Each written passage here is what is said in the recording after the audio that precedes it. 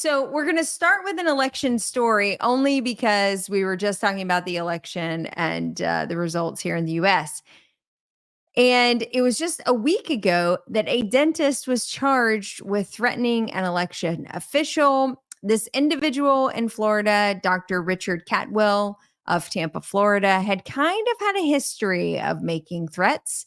He had reached out to many individuals, actually, threatening bodily harm and injury to them over the last couple of months.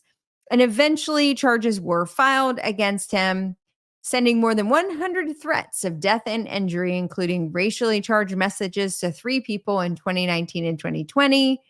And of course, this started to kind of really ramp up in the last couple of years. Between 2022 and 2024, he reportedly sent at least 7 additional threats to 4 public figures via Facebook and 1 election official, which I think was the final tipping point. He was then arrested and then being charged for threats of violence. Don't know if he's been sentenced yet or not, but as you can tell, this certainly was a heavily contested election cycle. Friends became enemies, enemies became friends. It was very weird all around. But here we are. Another dentist goes off the rails, threatening. Now he'll probably send me a threatening text as well. Regulatory issues are affecting Dentsply. So this is kind of interesting. I was watching and reading the Align investors report that came out a few weeks ago.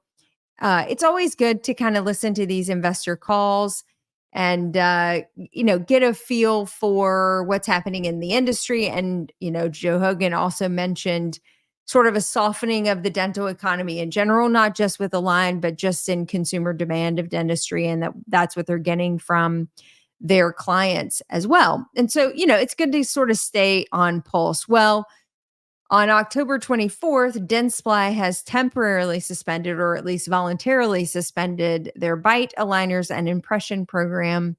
They are citing some FDA regulatory issues that they're running into. Some are state by state, others are under the federal regulatory body, but they have suspended their bite aligner program. And we are starting to see Dentsply reallocating those funds, investments, and marketing into other areas of the business. So I don't know if that means it's the end of bite aligners in the marketplace, or if this is just a temporary restructuring, working through federal regulations to come back to market.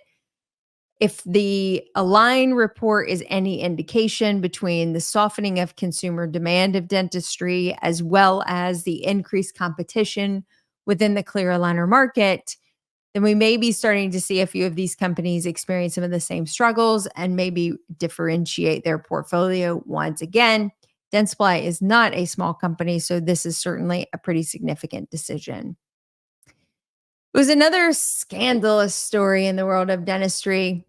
Stephen Baird, an ex-CEO of a dental imaging company called S-Ray, was under accusation and was going to trial for fraud. It was an $11 million company.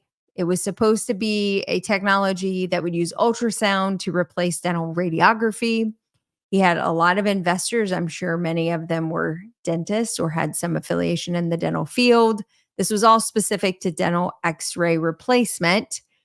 He was being brought to trial for fraudulent fundraising and maybe never quite making good on the promises he was making. And then he was found dead. So Stephen Baird will never face any charges. He'll never pay the price of whatever he has cost other individuals, probably many in the dental industry, for those investments.